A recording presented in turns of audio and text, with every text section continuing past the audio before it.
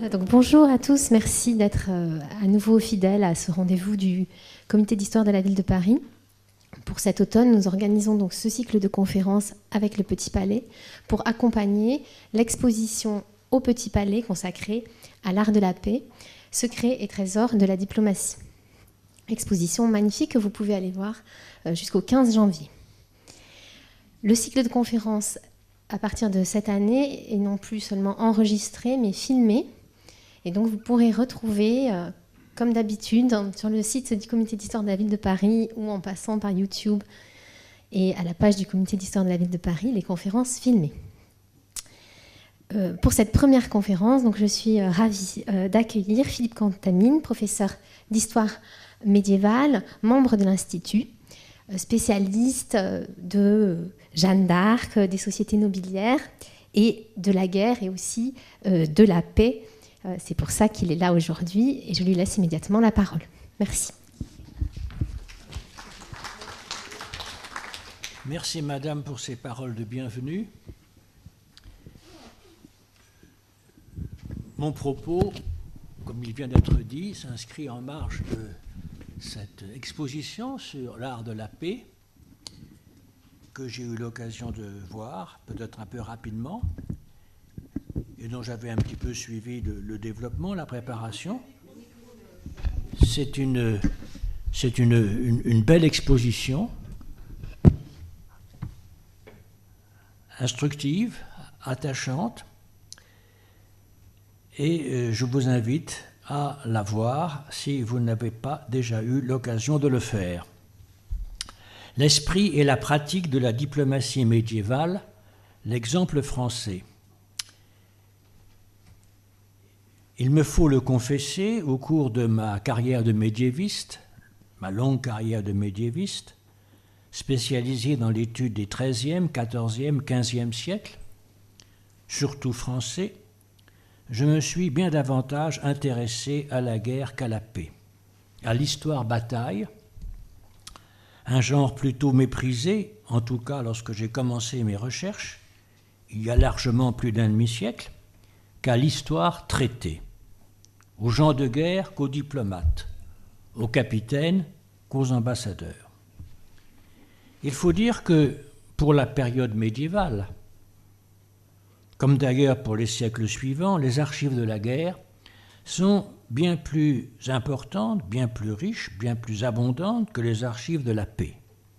La guerre a laissé d'innombrables traces écrites, monumentales, les châteaux, les enceintes fortifiées, archéologiques, artistiques, qu'ont fait les miniatures dans les manuscrits médiévaux.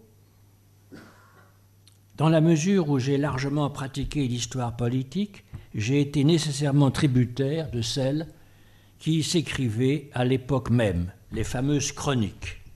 Or, d'une manière générale, les chroniques, surtout quand elles sont écrites en français, ce qu'elles font à partir des années 1200 avec Villehardouin, narrant des événements pour un certain public, à tonalité nobiliaire, s'attachent plus à décrire les batailles, les sièges, les chevauchées, les escarmouches, les détrousses, qu'à évoquer les péripéties des négociations ou le train des ambassadeurs. Le changement se produit assez tard, précisément au XIVe et surtout au XVe siècle, où l'on voit quelquefois des chroniques évoquer des ambassades.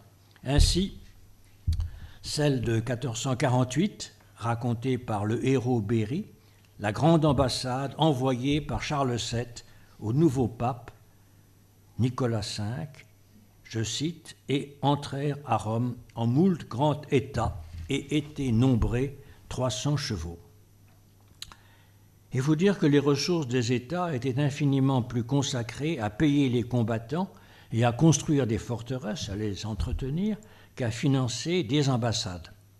Il faut d'ailleurs souligner que même au XVe siècle, les finances de la royauté française ne prévoyaient pas une ligne budgétaire ambassade et ambassadeur, car il s'agissait d'activités récurrentes mais occasionnelles, même si, dans la réalité, elles furent fréquentes. Du coup, c'était toujours un problème de les financer. Ainsi le dit un avis adressé à Charles VII en 1425, item qu'il y ait toujours une personne qui est en dépôt de la finance pour promptement payer les ambassades échevauchées, car trop de choses se perdent par faute de finance et de diligence. Les choses, le financement régulier de la diplomatie, changèrent au temps moderne avec l'émergence d'un secrétariat d'État aux affaires étrangères et avec la mise en place d'ambassades et d'ambassadeurs permanents. Revenons à mon parcours d'historien qui a commencé sous le signe de la guerre. J'ai quand même fini par m'apercevoir, en dépit de ma myopie et de mon parti pris, que l'histoire de l'action politique comprenait immanquablement l'histoire de la diplomatie. Le résultat de cette nouvelle étape, de cette seconde vie, fut ma participation, avec ma collègue et amie Françoise Autran, à l'histoire de la diplomatie française, parue en 2 volumes il y a quelques années chez Perrin, avec une préface éclairante de Dominique de Villepin, qui venait de quitter le ministère des Affaires étrangères, le Quai d'Orsay. Et dans ces 2 volumes, la période médiévale a sa place, ce qui, à mes yeux, à nos yeux, s'imposait. La partie du livre qui nous a été réservée s'intitule « Naissance de la France, naissance de sa diplomatie ». Et de fait, dès qu'il y a une entité politique tant soit peu constituée, un pouvoir tant soit peu structuré et reconnu, de l'intérieur comme de l'extérieur, environné d'autres entités politiques, proches ou lointaines, il y a diplomatie. Si l'on admet la double définition du littré, première définition, connaissance des rapports internationaux, des intérêts respectifs des États, et deuxième définition, relation entre les États entretenues au moyen des ambassadeurs. Vous voyez que dans la définition de Littré, il y a le terme État. Dans sa majesté, il peut faire problème. Est-ce qu'il y a un État au Moyen-Âge? Qu'appelle-t-on État au Moyen-Âge? Pour ma part, je suis partisan d'un usage assez large et généreux de ce terme, même pour la période que je vais évoquer. Mon premier point, il y en aura 2, la diplomatie dans la Gaule, la France, la Gallia, la Francia, du haut Moyen-Âge, 5e, 10e siècle. L'une des questions est ici de savoir dans quelle mesure cette diplomatie, il y a eu une diplomatie à l'époque, et dans quelle mesure la diplomatie barbare de cette époque est l'héritière de la diplomatie romaine, réputée plus formelle, dès lors que beaucoup d'historiens pensent désormais qu'il y a eu une large dose, ou en tout cas une certaine dose de continuité, notamment dans les institutions publiques, entre le Bas Empire et les siècles dits barbares. Pas de coupure radicale. Aujourd'hui, la tendance est de dire que les grandes invasions ne sont que des grandes migrations, et encore pas si grandes que ça, un brigandage vite oublié selon la formule de Fustel de Coulanges. Autrement dit, dans la mesure du possible, les rois mérovingiens, pour ne parler que d'eux, auraient souhaité et auraient pu gouverner selon les formes trouvées sur place dans la romanité tardive, en raison tout simplement de leur efficacité. Pourquoi pas? Mais il faut reconnaître que les sources, rares et elliptiques, ne permettent guère de répondre.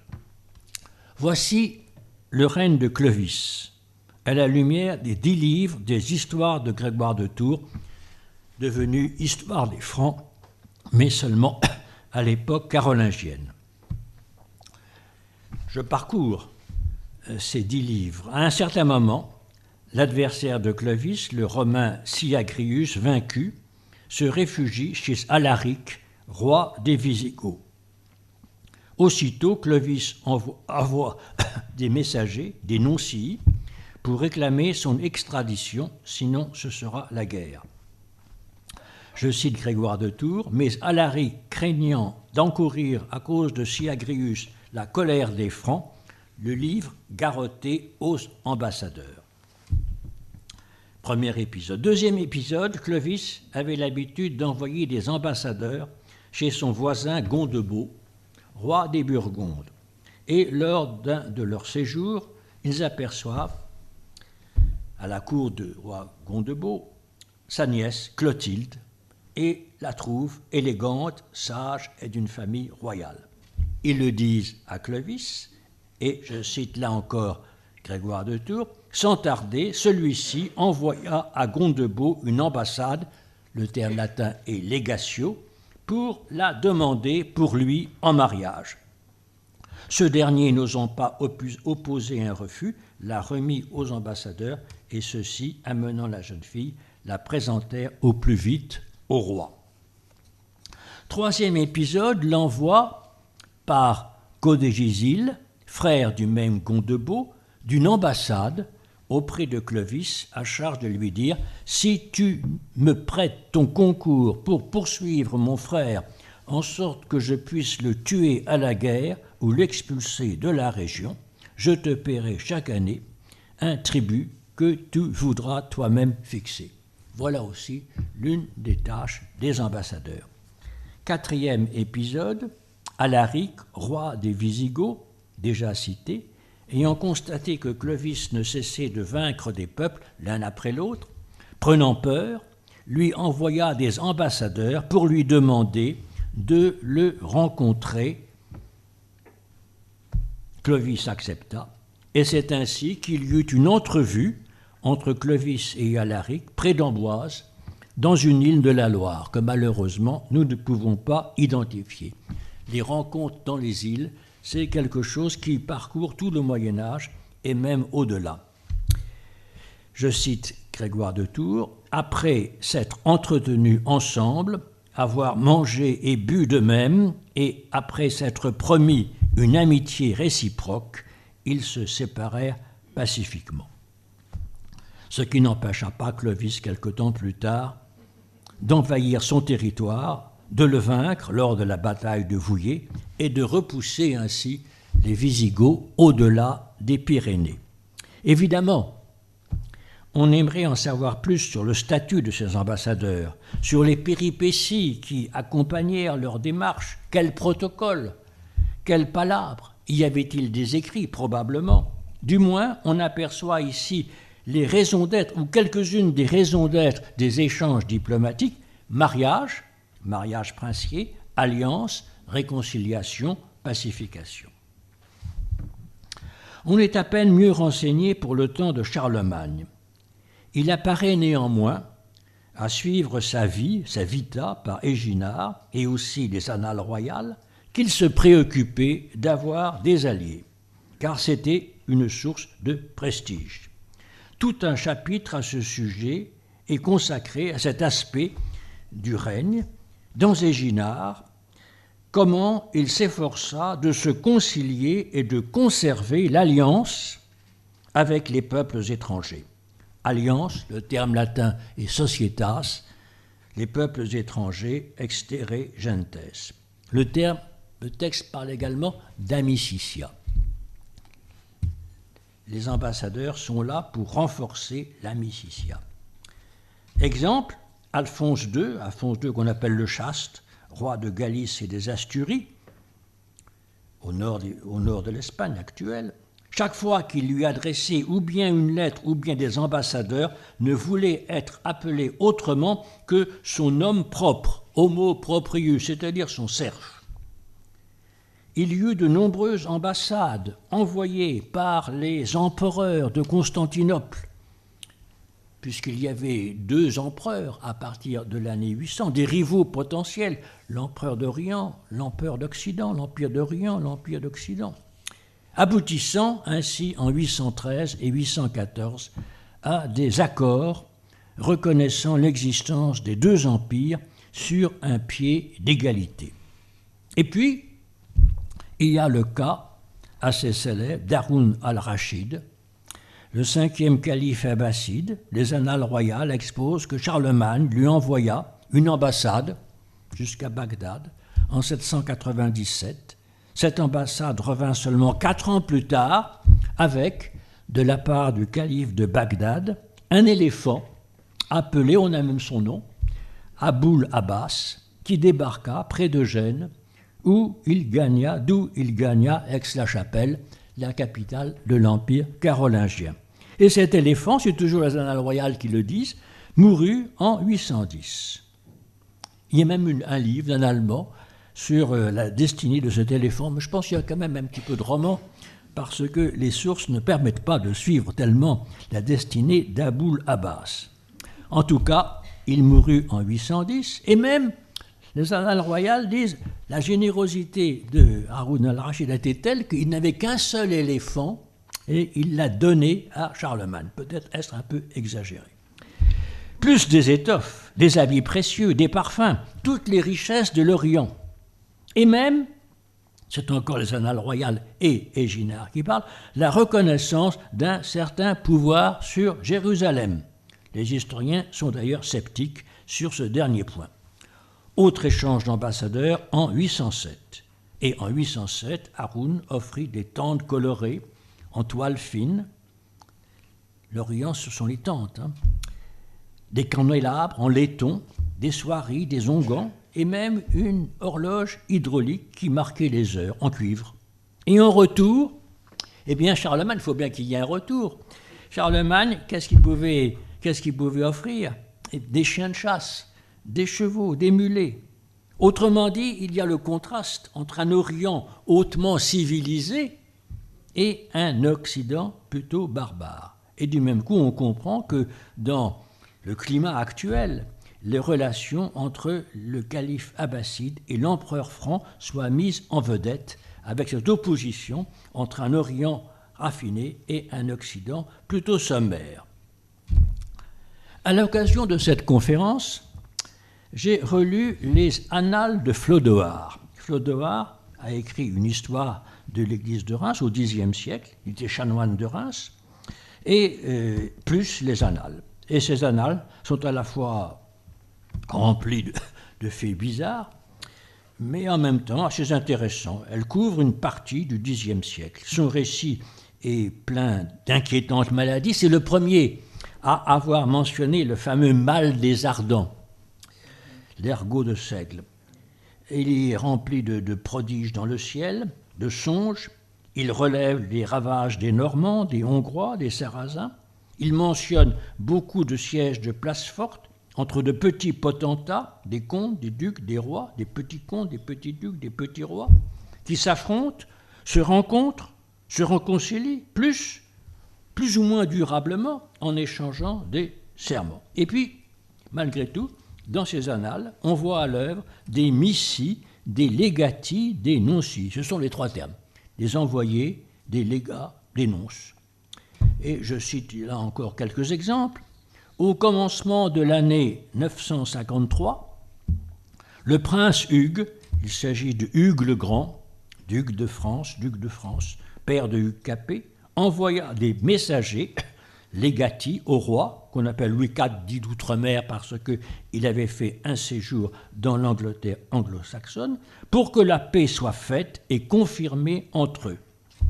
Hugues le Grand, Hugues demanda que la reine Gerberge de Saxe, mariée en seconde noces à Louis IV, veuille bien avoir une entrevue avec lui. Elle y consentit et revint chargée de présents. Nous voyons ici, disons, une femme, une reine, à l'œuvre pour réaliser la paix. Et c'est l'un des leitmotifs à travers toute l'époque médiévale. Les femmes sont là, les reines, les princesses sont là pour faire ou favoriser la paix. Encore au début du XVIe siècle, on a parlé de la paix des dames. C'était, pour ainsi dire, leur mission, selon le principe de la gender history. Tout cela, il veut bien dire, est présent dans ces récits. Grégoire de Tours, Éginard, Flodoard, que je vous recommande, c'est pas très long du reste, il y a une traduction. Tout cela est intéressant et présent, mais enfin terriblement sec et succinct.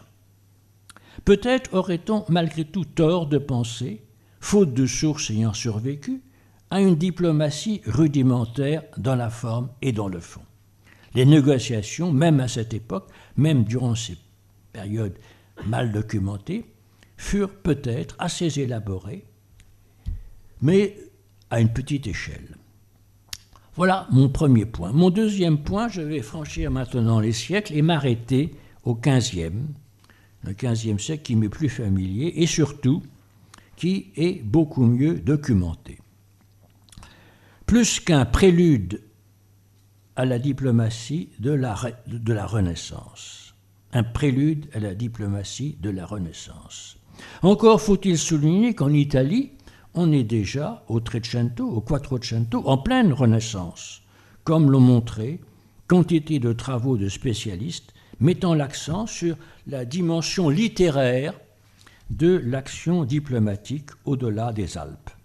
On peut parler ici, pour l'Italie du XIVe siècle, du XVe siècle, de diplomatie humaniste pratiquant l'ars oratoria selon les règles de la rhétorique classique. La diplomatie comme l'un des aspects du goût pour les belles lettres. L'ambassadeur est réputé quelqu'un de cultivé, aimant les beaux discours, aimant les belles lettres. J'aurais pu naturellement parler de la diplomatie en Italie, la plus brillante, il faut bien le reconnaître, la diplomatie anglaise, la diplomatie du royaume d'Aragon. On est très bien renseigné à ce sujet. Il y a des travaux en français, en particulier de M. Péquignot, qui a fait un très bel ouvrage à ce sujet. Mais j'ai choisi la diplomatie menée par les rois de France. On pourrait parler aussi bien, voire mieux, de la diplomatie des ducs de Bourgogne, de la maison de Valois, de Philippe le Hardi à Charles le Téméraire. Une étude récente sur la diplomatie de Philippe le Bon relève en effet l'existence, à travers notamment l'examen systématique de la magnifique série des comptes de la recette générale de Bourgogne, durant le demi-siècle du principat de Philippe le Bon, 1419-1467, on relève 1412 ambassades, 2871 déplacements diplomatiques assurés par 621 ambassadeurs. Je renvoie au livre de Madame Brigitte Spitzbart à ce sujet. Et parmi ces 621 ambassadeurs, le 10e environ, 60, 70, sont des experts, des professionnels qu'on rencontre, qu'on retrouve d'une ambassade à l'autre, assurant environ la moitié des affaires. Faut-il parler déjà d'une carrière, sinon de la carrière? Faut-il parler d'un corps diplomatique? Je n'irai pas jusque-là, mais enfin, quand même, il y a cette idée que les ambassades doivent être confiées à des experts. Cette diplomatie française, comment la connaissons-nous? Comment la connaissons-nous? Par les traces qu'elle a laissées dans les archives des destinataires, ainsi à Florence, à Milan, à Venise, mais aussi en Angleterre. Je ne puis m'empêcher de mentionner ici l'immense travail de Thomas Reimer, qui, devenu en 1692 historiographe de la couronne d'Angleterre, entreprit, en s'inspirant du Codex Juris Gentium Diplomaticus de Leibniz de 1693, Leibniz qui est mis en valeur du reste dans l'exposition, de publier tous les documents portant sur les rapports entre l'Angleterre et les puissances étrangères depuis 1101 jusqu'à son époque, d'où pas moins de 20 épais volumes in-folio qui ont fait l'objet de rééditions, mais enfin 20 épais volumes in-folio, dont 15 publiés de son vivant jusqu'à la fin du règne de Jacques Ier en 1625. Son titre, Foedera Conventiones Literae, des traités, des conventions, des lettres et autres actes publics entre les rois d'Angleterre et les autres puissances. Depuis depuis 1101, ab anno millesimo centesimo primo, usque ad nostra tempora. Donc cette magnifique collection qui sert encore aux médiévistes couramment, qui n'a pas été remplacée, rien d'équivalent du côté français, il faut bien le reconnaître. Et pourtant, les documents ne manquent pas, non pas conservés au centre des archives pour la période médiévale, des archives diplomatiques de la Courneuve, mais aux archives nationales, dans les layettes du célèbre Trésor des Chartes, qui correspond à la série J des archives nationales, le Trésor des Chartes, le Saint des Saints. Ce n'était pas grand-chose à l'époque, quelques dizaines, quelques centaines de cartons en bois, des layettes, qui étaient conservés, entreposés, dans un petit local proche de la Sainte-Chapelle. Et puis, naturellement, eh bien, il y a eu un développement, un essor à la période précédente, postérieure, et tout cela, la constitution des archives du Trésor des Chartes, sous la responsabilité du chancelier de France. Et on trouve dans ces layettes des instructions aux ambassadeurs, des comptes rendus d'ambassade, des traités, appointements et conventions, éventuellement scellés, souvent regroupés selon la géographie. Éventuellement scellés. Vous le verrez dans cette exposition, les documents diplomatiques et les actes, les traités, etc., eh bien, ils sont scellés, alors de façon plus ou moins précieuse. Mais pour la période médiévale, eh bien, on utilise en général le sceau de cire verte, quelquefois rouge, qui est un sceau pendant, et non pas un sceau plaqué. Et donc c'est assez difficile de le conserver intact. Donc il y a quelquefois des boîtes en métal qui sont destinées à protéger l'intégrité des sceaux, mais il y a quelquefois des ratés. Et vous verrez pour la période postérieure, également il y a des sceaux, quelquefois dans des boîtes d'argent, des boîtes dorées, qui sont assez somptueuses. Et puis, à un moment donné, je vous invite à regarder un petit peu ce problème de la diplomatique de la diplomatie. À un moment donné, on est passé à des sceaux plaqués, et en face de ces sceaux, il y a les signatures des participants, mais pour la période médiévale, on ne trouve pas quelque chose de comparable. Alors voilà un premier gisement. Un premier gisement, ce sont les layettes du Trésor des Chartes, la série J. Autre gisement documentaire, les archives de la Chambre des comptes, car les ambassades donnaient lieu à des dépenses consignées dans des comptes, auditionnées et vérifiées par nos seigneurs de la Chambre des comptes du roi à Paris. À côté du reste de la pièce où se trouvait le Trésor des Chartes. Il y avait une construction plus vaste, du reste plus vaste, parce que les comptes sont innombrables, et cette construction a été utilisée jusqu'à la fin du Moyen-Âge et au-delà. Toutefois, en raison des recherches des érudits, mais aussi des souhaits des hommes de pouvoir d'avoir des dossiers à leur disposition,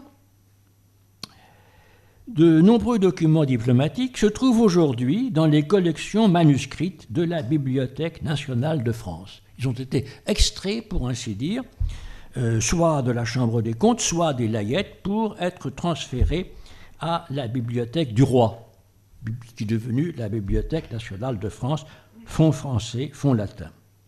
J'ai eu l'occasion d'utiliser, parce que j'ai beaucoup travaillé aux manuscrits de la Bibliothèque nationale de France, et d'utiliser ces fonds qui sont peut-être moins bien répertoriés que les layettes, et c'est ainsi que j'ai pu publier une étude sur les rapports entre la France et la Navarre à l'époque de Charles VII, sur les rapports entre la France et la Bretagne à l'époque de Louis XI et François II, duc de Bretagne, et puis également sur les rapports entre la France et l'Écosse, là encore à l'époque de Charles VII. Voilà pour les archives, elles ne manquent pas.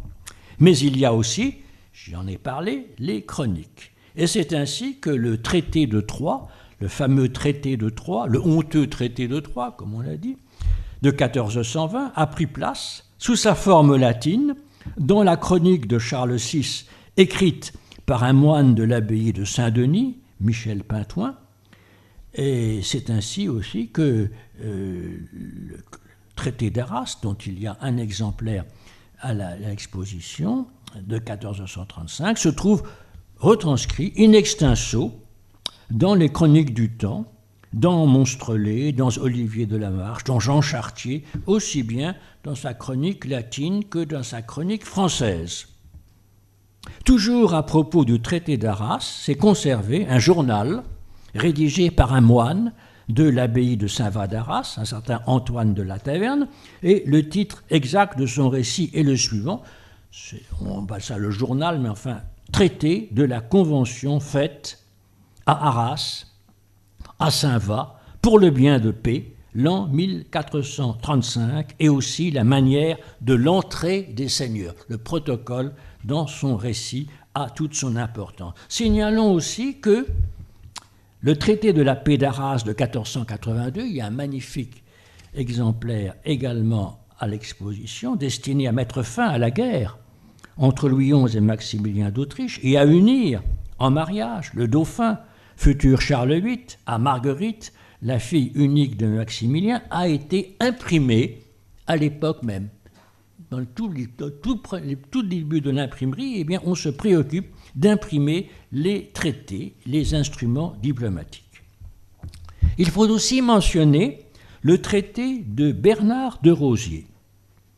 Ce canoniste, destiné à une belle carrière ecclésiastique, il finira archevêque de Toulouse, était, à l'époque de la rédaction de son Ambaxiatorum Brevilogus, petit traité des ambassadeurs, 1436, il était chancelier de l'université de Toulouse et avait déjà une certaine expérience diplomatique au service de Jean IV, comte d'Armagnac. Pour lui, pour Bernard de Rosiers, un ambassadeur, maître de l'art oratoire en latin, doit être de préférence, il prêche pour son saint, un clerc gradué d'université. Pour lui, l'office d'ambassadeur est un office public. Je le cite en latin, ambaxiatorum officium publicum est. L'ambassadeur doit être bien rémunéré, bien traité, il doit être convenablement instruit dans le détail de ce qu'il doit faire par le prince qu'il emploie, parce qu'il a une certaine latitude pour négocier, et par conséquent, il faut que ses instructions soient aussi claires que possible. Il convient qu'il soit honoré par la puissance d'accueil, il convient qu'il soit discret, secret et mesuré. Le grand mot de Bernard de Rosiers pour caractériser le style d'action du diplomate, c'est la modération, le modus. Et Bernard de Rosiers s'interroge d'où vient le mot lui-même ambassadeur. Parce qu'il y a tout un problème, du reste, qui n'est pas encore tout à fait réglé, même de nos jours. Et lui, il propose, à la manière médiévale, un petit peu fantiste, mais en même temps éclairant, il hésite entre deux étymologies, toutes deux fausses, mais en même temps révélatrices. Les ambassadeurs vont toujours deux par deux, en beau, deux par deux. Donc, c'est vrai, une ambassade, c'est au moins deux personnes. Ou bien, ils sont là pour lever les ambiguïtés, ambigua, pour le bien de la paix. Un ambassadeur, en effet, est un acteur passis.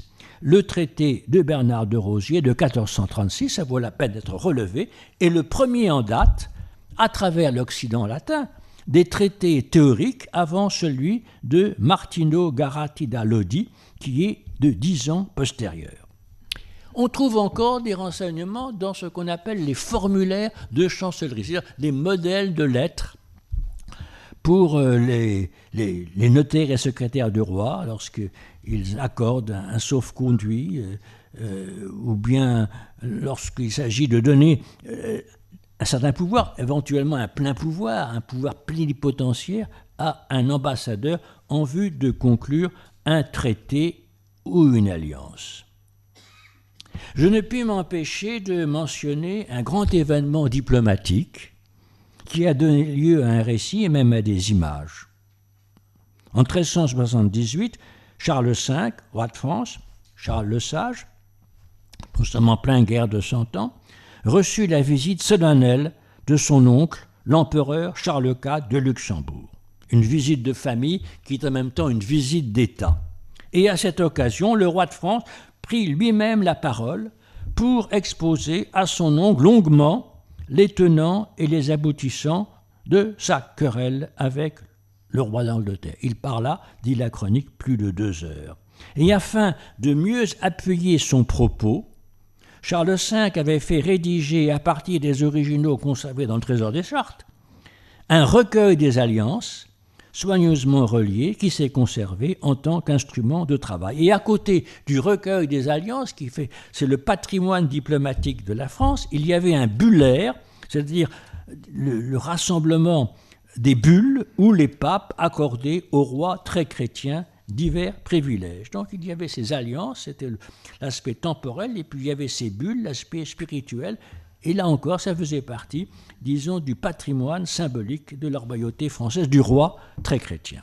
Bref, l'historien qui s'intéresse à la diplomatie des rois de France à la fin du Moyen-Âge, il ne dispose pas d'un Reimer, mais enfin, il y a quand même pas mal de renseignements, pas mal de documents, en tout cas à partir du milieu du XIVe siècle.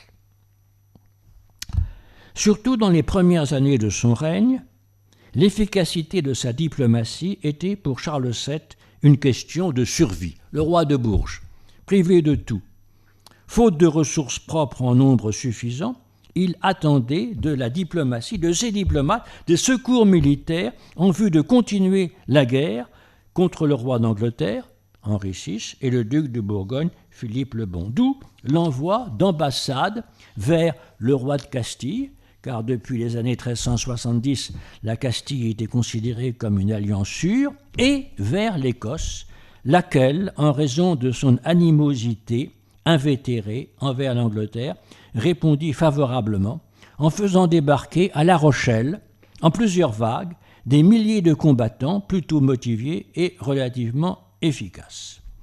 Arrivés en France, ces Écossais ne se bornèrent pas à boire du vin et à manger du mouton.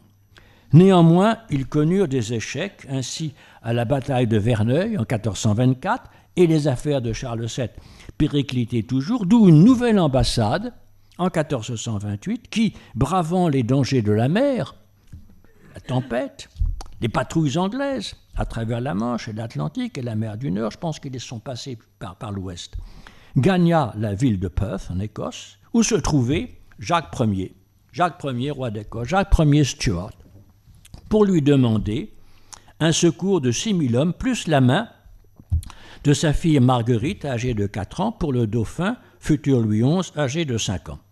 Et dans l'ambassade, conduite par Regnault de Chartres, archevêque de Reims, qui était à la veille de devenir chancelier de France, il y avait le poète Alain Chartier, notaire et secrétaire du roi, en même temps que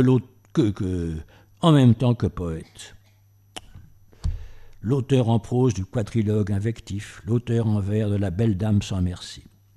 Alain Chartier était un diplomate expérimenté, il avait fait partie de plusieurs ambassades, et à l'occasion de l'ambassade écossaise, il prononça une harangue en latin, en bon latin, un sermo gravis, une brevis oratio, pas si peut-être courte que ça, quand même, c'est 13 pages serrées dans l'édition de Pascal Bourgain, plutôt empoulé, riche de références, de citations, mais qui pouvait plaire à un roi cultivé tel que Jacques Ier. Donc il a dit ça en latin, donc il faut imaginer que Jacques Ier était suffisamment calé pour comprendre le latin prononcé à la manière française. Pas évident. Et on trouve dans ce sermo gravis le passage mémorable selon lequel l'alliance entre la France et l'Écosse n'est pas écrite, je cite, sur de la peau de mouton, mais sur la chair et la peau des hommes, avec de l'encre mélangée au sang répandu. Dans ce même texte, ce même discours, il fait aussi allusion à la grande confiance existant entre les deux royaumes de France et d'Écosse. Cette confiance, elle se transmet de l'aïeul au petit-fils en passant par le fils. Elle est quasiment innée, naturelle, depuis la conception et la naissance, soit des Français, soit des Écossais. Et donc, ça aboutit du reste à un mariage Ce mariage a eu lieu quelques années plus tard, et donc c'était concluant. Et Alain Chartier pouvait être fier de sa harangue, et c'est pourquoi elle est insérée dans un recueil de ses œuvres, notamment il y en a un à la bibliothèque du musée Condé à Chantilly. Il y eut au XVe siècle une tendance de la part de la royauté française pour exercer pleinement sa souveraineté de facto, de jure, à l'intérieur de tout le royaume, et donc d'exercer un monopole pour la diplomatie. Monopole de la diplomatie, comme il y avait un monopole, ou bien une tendance au monopole, pour la levée de l'impôt, pour la justice, pour la levée des troupes, etc. Donc c'est la même tendance. La même tendance. Alors, malgré tout, est-ce qu'il y est parvenu ? Autrement dit, il y avait à l'intérieur du royaume de France des maisons princières, des pouvoirs princiers, Orléans, Anjou. Est-ce que les rois de France, disons, traitaient avec eux comme avec d'autres puissances en envoyant des ambassadeurs, ou bien ils disaient, ben non, il ne peut pas y avoir de négociation entre un duc de Bretagne ou un duc d'Orléans ou un duc d'Anjou. Il faut bien reconnaître que cette tendance, cette tentative de la part des rois de France n'a pas abouti. En réalité, encore à la fin du XVe siècle, il y a une diplomatie propre à ces différentes maisons princières, au prince des Fleurs de Lys, si vous voulez, au prince du Sang. C'est tout à fait marqué pour le cas de la Bourgogne, mais même autrement. Simplement, il était prévu que cette diplomatie des grandes maisons princières ne pouvait pas s'opposer frontalement aux intérêts fondamentaux de la royauté française. Donc cette diplomatie était quand même plus ou moins sous tutelle. Et puis, il y a une source qu'il ne faut pas négliger, c'est les mémoires du flamand Philippe de Comines. Philippe de Comines, 1447-1511, et je dois dire que j'ai un peu regretté que Philippe de Comines ne figure pas dans la galerie des ambassadeurs mentionnée dans l'exposition, au même titre que Paul Cambon, que Théophile Delcassé ou qu'Alexis Léger. Il l'aurait, je pense, mérité. Philippe de Comines, courtisan, homme de guerre, homme d'État, au service d'abord de Philippe le Bon et de Charles le Téméraire, puis à partir de 1472 au service des rois de France, Louis XI, Charles VIII et Louis XII. Il a été, pendant la deuxième partie du règne de Louis XI, qu'il appelle son maître, l'un des principaux conseillers de la couronne dans toutes sortes de domaines, mais principalement en tant qu'ambassadeur. Son expérience est celle d'un diplomate. C'est en tant que tel qu'il a connu personnellement lui-même, nous le dit au début de ses mémoires, beaucoup de princes, tant temporels que spirituels, et ceux qu'il n'a pas vus directement, il a su qui ils étaient, je le cite, par communication de leurs ambassades, par lettres et par instructions, par quoi l'on peut assez avoir d'informations de leur nature et conditions. En parcourant ce grand texte, les mémoires de Philippe de Comines, on doit remarquer les fréquentes mentions d'ambassades émanées de la royauté française, mais aussi les maintes puissances, y compris le Turc. Le grand Turc, il s'agit en l'occurrence de Bajazet II dans les années 1480, qui envoya à Louis XI un ambassadeur. Celui-ci arriva jusqu'à Nice, mais Louis XI lui interdit d'aller plus loin. Et pourtant, quelle tentation pour la religion superstitieuse de ce roi, car l'ambassadeur en question lui a apporté un rôle de reliques, autrement dit une liste de reliques, lesquelles, je cite Comines, étaient encore à Constantinople entre les mains du dit Turc. Et le Turc se proposait de les offrir au roi, accompagné d'une grande somme d'argent, à condition qu'il garde son frère Jem, qui était effectivement en France, entre les mains des chevaliers de Rhodes. Des hospitaliers. Philippe de Comines porte des jugements. Il y a un ambassadeur portugais qui n'étaient pas à la hauteur, qu'il dénonce. Bon. Mais en revanche, il place très haut la diplomatie française, au dire même, dit-il, des Anglais.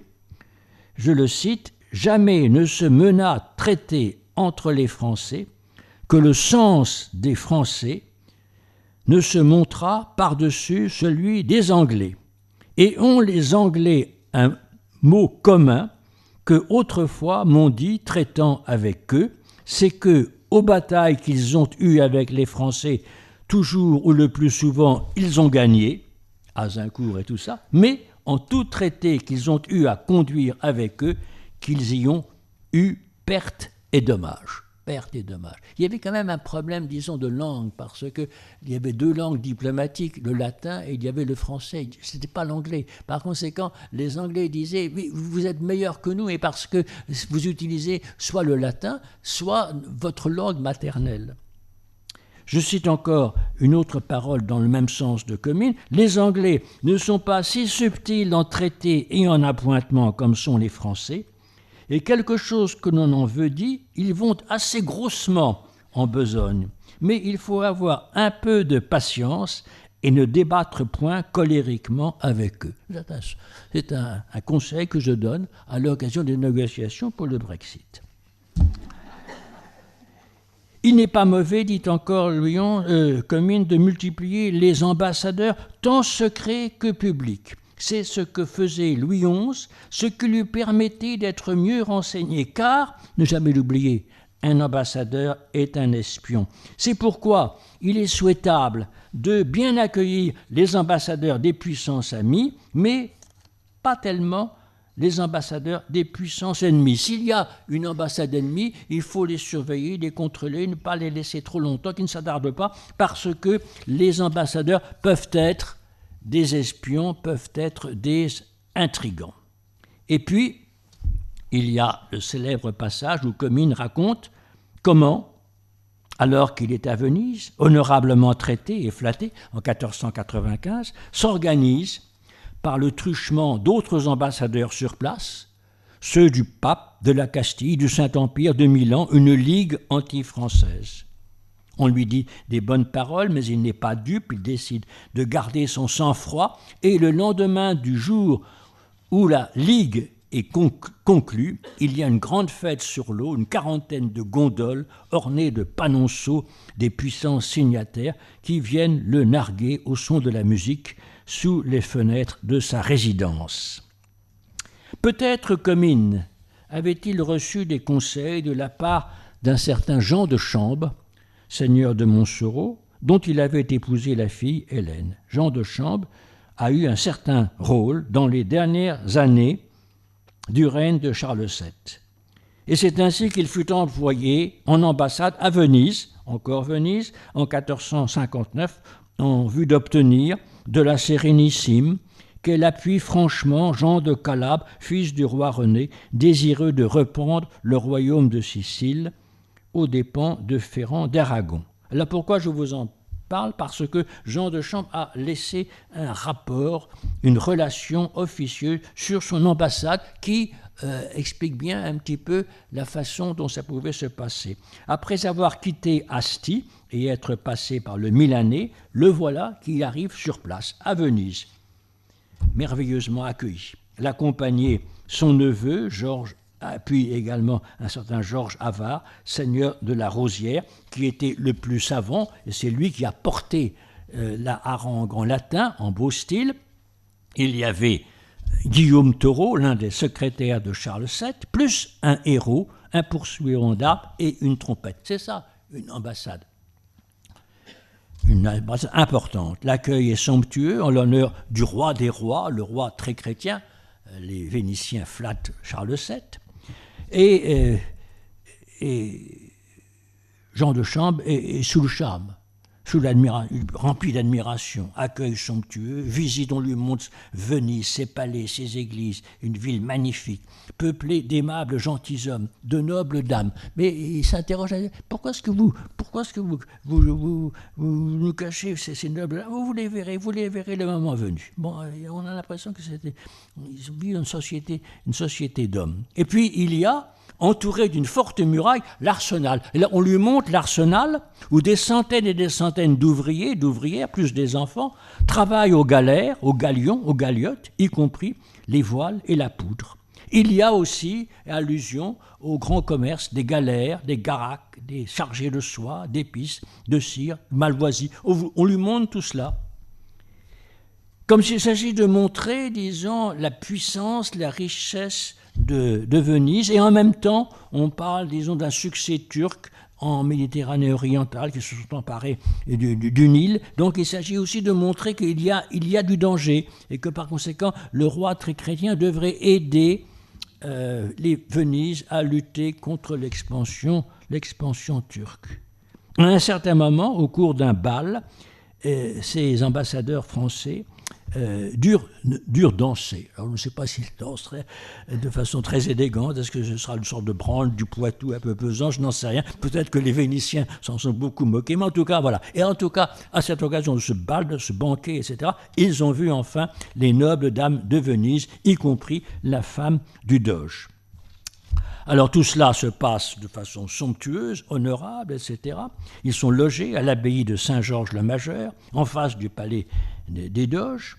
On voit à cette occasion, évoqués par Jean de Champs, les différents organes de gouvernement vénitien, la nature aristocratique de ce gouvernement, mais finalement, l'ambassade est un échec.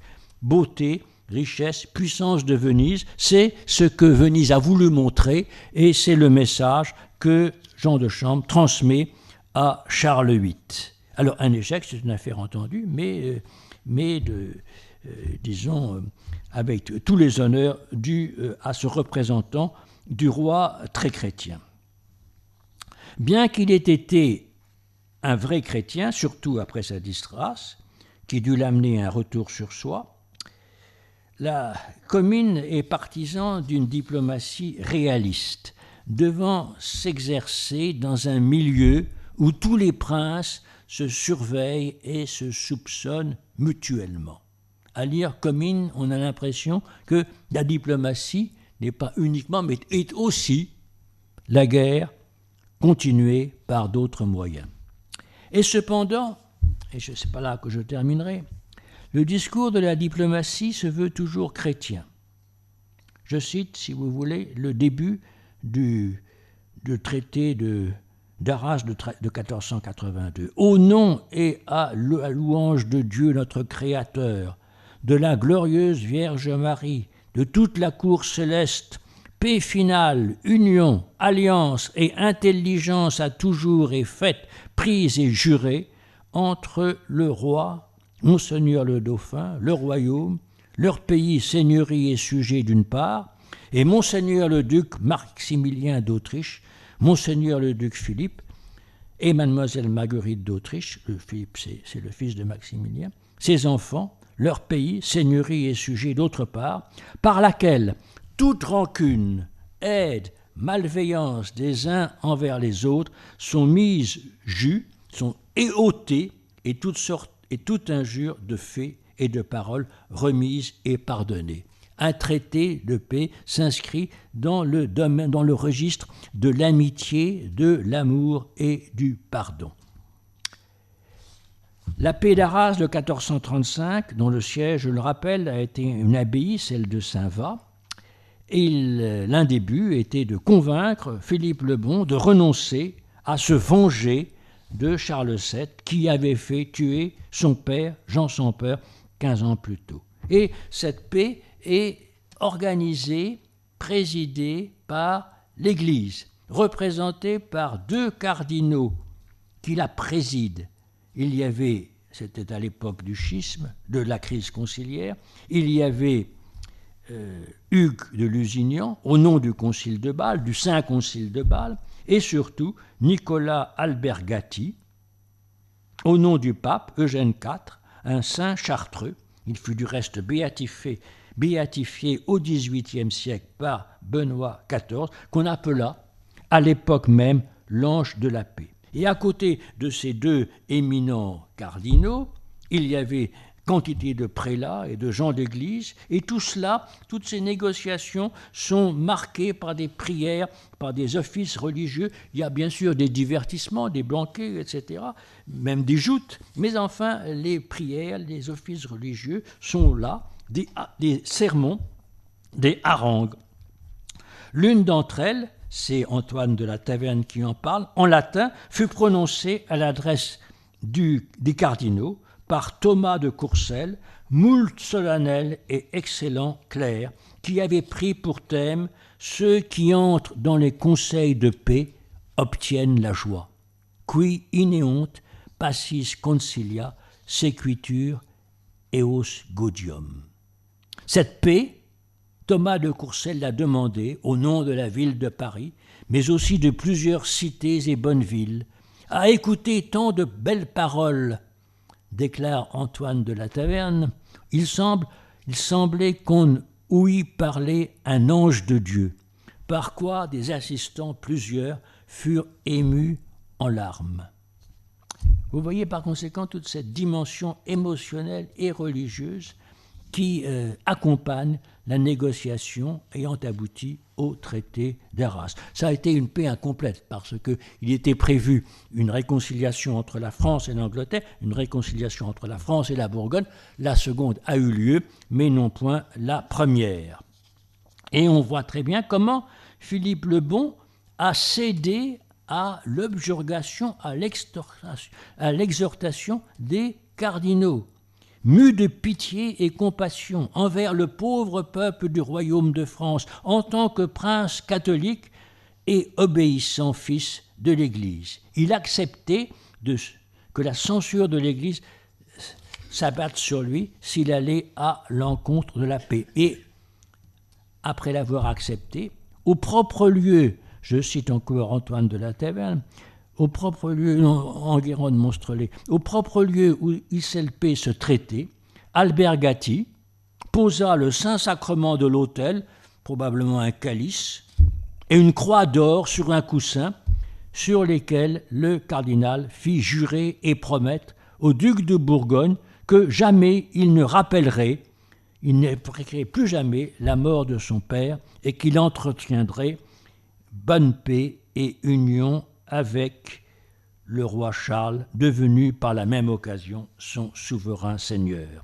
Et ensuite de cela, les membres de la délégation française, Charles duc de Bourbon, le connétable Arthur de Richemont, tenant la main de cette croix, crièrent pardon, au duc de Bourgogne de par le roi pour la mort de ce-dit, lequel le pardonna pour l'amour de Dieu. J'ai été heureux de constater que figure dans l'exposition la ratification par Eugène IV du traité d'Arras. Vous voyez par conséquent que le traité d'Arras, c'est en un sens une paix faite par l'Église sous ces deux autorités qui étaient à l'époque en confrontation, la papauté et le concile de Bâle. Alors, Philippe le Bon, prince de sang-froid, adepte de la réale politique, estimant qu'il avait obtenu tout ce qu'il pouvait espérer, il en a espéré quand même beaucoup, eu égard au rapport de force, ou bien une conscience chrétienne éclairée par son confesseur, Laurent Pinon, ou bien encore un prince soucieux de son image auprès de l'opinion publique qui, bien sûr, souhaitait ardemment la paix de tous côtés. Entre ces trois hypothèses, l'historien ne se sent pas autorisé à trancher, mais peut-être serait-il exagéré de refuser toute consistance, toute efficacité à la phraséologie moralisante et religieuse qui enveloppait la diplomatie médiévale.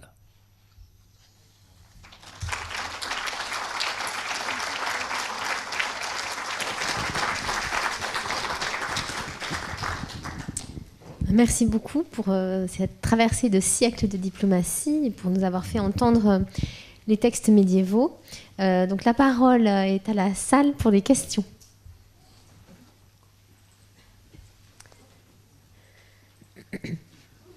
Vous êtes intimidé.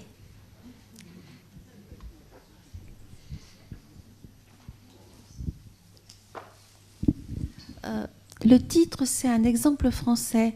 Est-ce que c'est parce que c'est plutôt votre domaine de compétence ou est-ce que c'est parce qu'il y a des différences avec d'autres pays d'Europe ? Je crois qu'il n'y a pas tellement de différence, mais je crois que surtout, c'est mon domaine où je me sens le moins incompétent. Mais par définition, une diplomatie se fait à plusieurs. Bon. Et donc, quand je parle de l'exemple français, nécessairement, je parle de ce qui s'est passé de l'autre côté, et notamment en Angleterre. Donc, accompagnant l'exposition, il y a un ouvrage préfacé par Hélène Carrère-Dancos sur l'histoire de la paix et la France. Et donc, j'ai fait un chapitre de cet ouvrage, et c'est justement sur les négociations, du reste qui n'ont pas échoué, qui n'ont pas abouti, entre la France et l'Angleterre à travers la longue guerre de 100 ans. Donc c'est un petit peu, je serais moins à l'aise, il faut bien dire, pour traiter de la diplomatie en Allemagne, par exemple, les plus frustes du reste, en Italie, mais enfin ce n'est pas impossible et je serais arrivé quand même à faire quelque chose. Mais j'ai voulu montrer que la diplomatie française était à l'époque spécialement habile, reconnu, vous voyez le témoignage de Comines à ce sujet, et a laissé quand même beaucoup de traces. Oui, je suis ici. Comment considérez-vous la période où Jeanne d'Arc est intervenue ? Est-ce qu'il y avait des ambassadeurs ? Est-ce qu'il y avait des personnes qui faisaient de la diplomatie, justement, pendant cette période entre la France et l'Angleterre, et quel rôle Jeanne d'Arc avait-elle avec éventuellement des ambassadeurs ? Je vous remercie beaucoup de cette question, parce qu'effectivement, il y a quand même un problème. Autrement dit, Jeanne d'Arc est intervenue en 1429, c'était 1429-1431.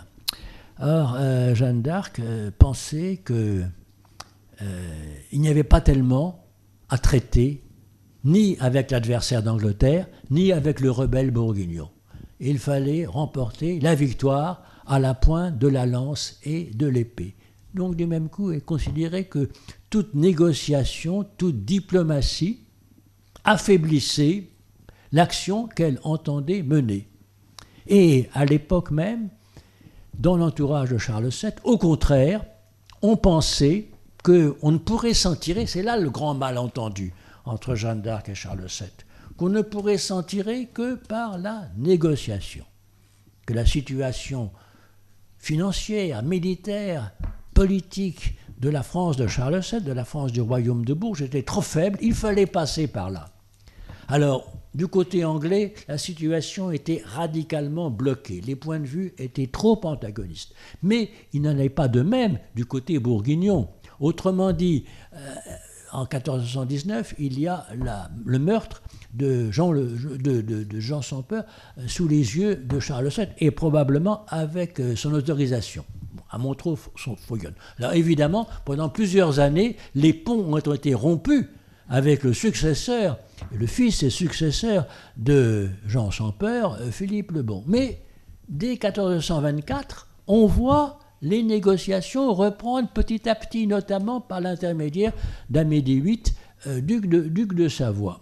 Donc ces négociations continuent. Et elles vont aboutir 10 ans plus tard, 11 ans plus tard, en 1435, par la paix d'Arras. Et au moment même où Jeanne d'Arc agit militairement pour reprendre le royaume, notamment pour reprendre la ville de Paris, qui était réticente, eh bien, il y avait des négociations parallèles que Jeanne d'Arc soupçonnait, elle n'était pas très au courant, mais elle les soupçonnait, avec le duc de Bourgogne. Donc vous voyez qu'il y a en parallèle l'action militaire de Jeanne d'Arc, au nom de Dieu, et l'action diplomatique d'une partie en tout cas, de l'entourage de Charles VII. Probablement Charles VII lui-même est derrière.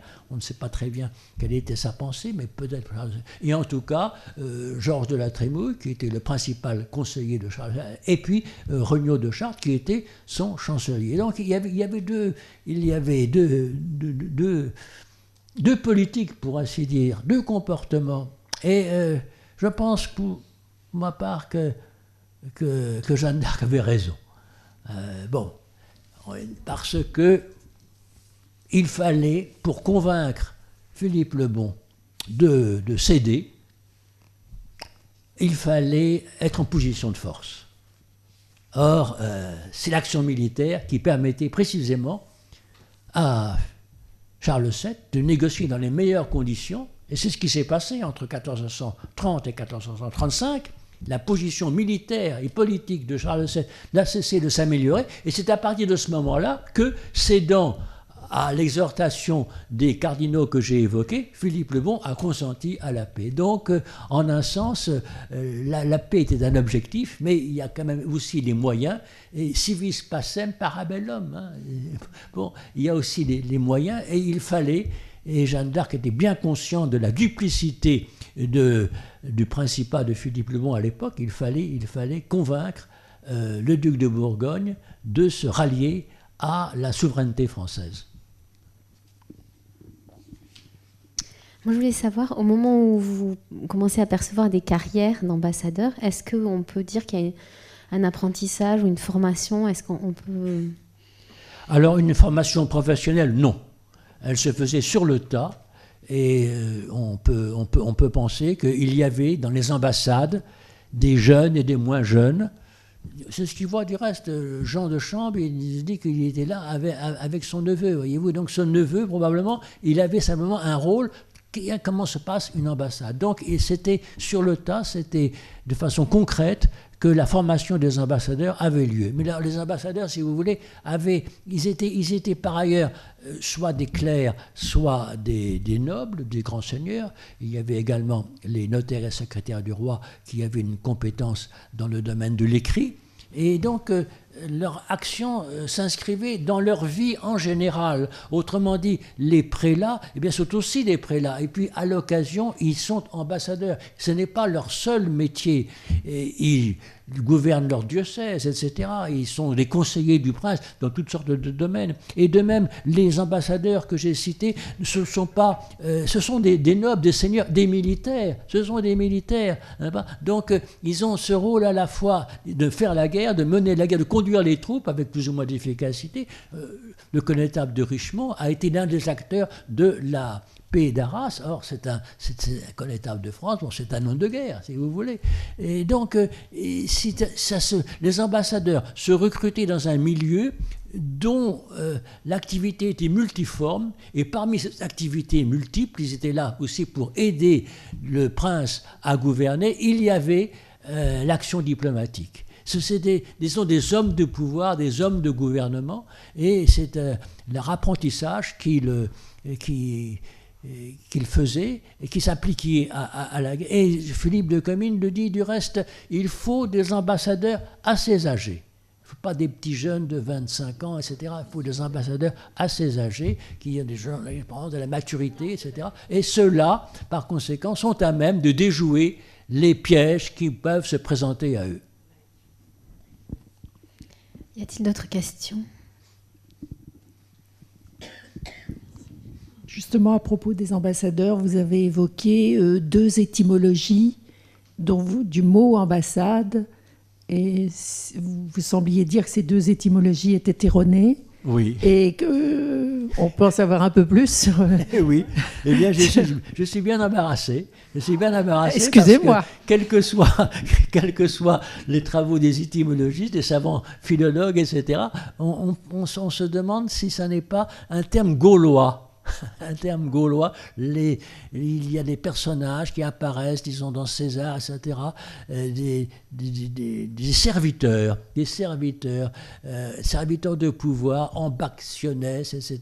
Donc ce serait peut-être ça. Les ambassadeurs, peut-être, seraient des serviteurs de la chose publique. Alors le terme ambassade, il apparaît assez tardivement, avant c'est nunci, legati, etc. Et probablement, il vient, c'est ça un petit peu l'embarrassant, il n'est pas d'origine française, donc gauloise, mais il vient probablement d'Italie. C'est en Italie qu'au XIVe siècle, le terme d'ambassadeur se répand, et puis qu'il apparaît très peu de temps après, ambassade, ambassadeur, en langue française. Mais je dois dire que je ne peux pas vous répondre de façon très positive à votre judicieuse question.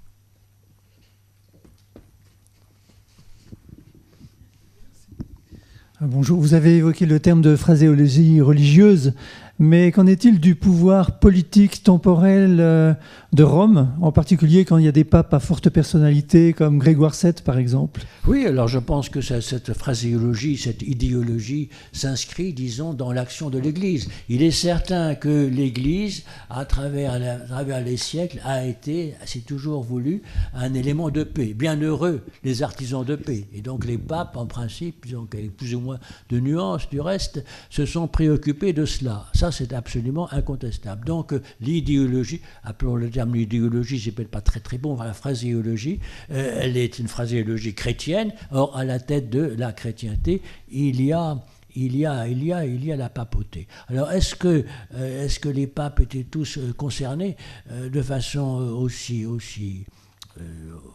égale? On peut s'interroger. Alexandre VI Borgia, il avait une conception de la paix qui était peut-être un petit peu unilatérale. Mais, en tout cas, au XIVe siècle, au moment de la guerre de Cent Ans, le début de la guerre de Cent Ans, on voit très bien comment les papes se sont proposés comme arbitres entre la France et l'Angleterre. Non pas juges, comme à l'époque de Boniface VIII, où il y avait des anathèmes, etc., des excommunications, mais comme arbitre, comme honnête courtier, comme arbitre entre les deux puissances. Et il y a eu des négociations ainsi qui se sont déroulées à Avignon, parce que nous sommes à l'époque de la papauté d'Avignon, en 1344, et dans ces années-là. Alors, les Anglais considéraient que les papes étaient du côté français et les Français considéraient que les papes étaient du côté anglais. Donc il y avait une sorte de malentendu. Et notamment les Français qui s'estimaient, disons,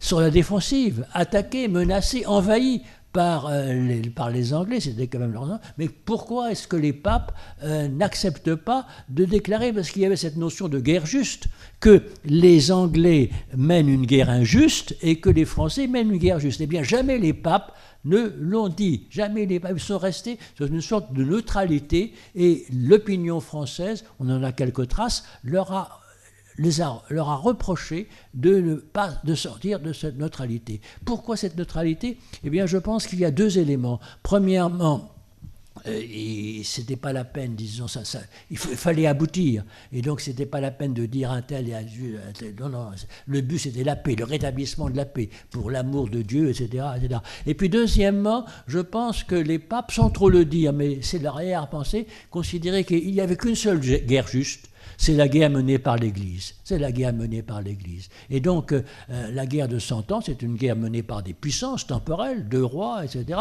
Ça ne peut pas être une guerre juste. Voilà, je crois, la raison d'être pour laquelle les papes ne sont pas prononcés ni pour un parti, ni pour l'autre. S'il vous plaît, oui, j'avais une seconde question relative à l'épopée Jeanne d'Arc. Est-ce qu'au moment de son procès, il y aurait eu une action diplomatique pour tenter de la sauver? Écoutez, j'ai bien scruté les sources, je dois dire aucune. Aucune. On peut reprocher naturellement à Charles VII de l'avoir, comme on dit, laissé tomber. Laissé tomber, on peut, toutes sortes de raisons, enfin quand même laissé tomber. Or, il aurait pu le faire, parce que le procès a duré plusieurs mois. Elle a été faite prisonnière le 23 mai 1430 et elle est morte un an après.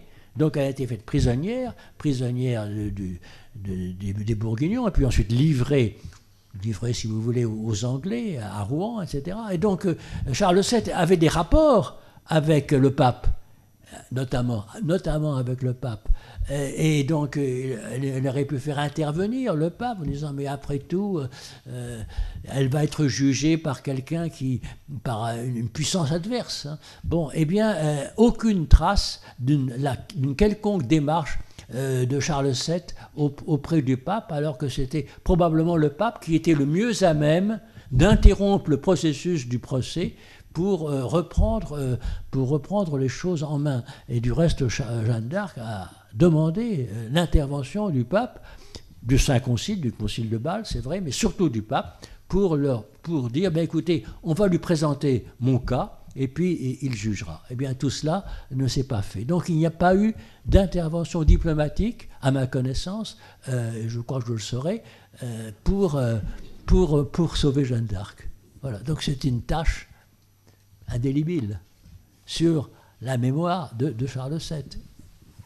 Il y a toutes sortes de raisons, mais enfin, le fait est.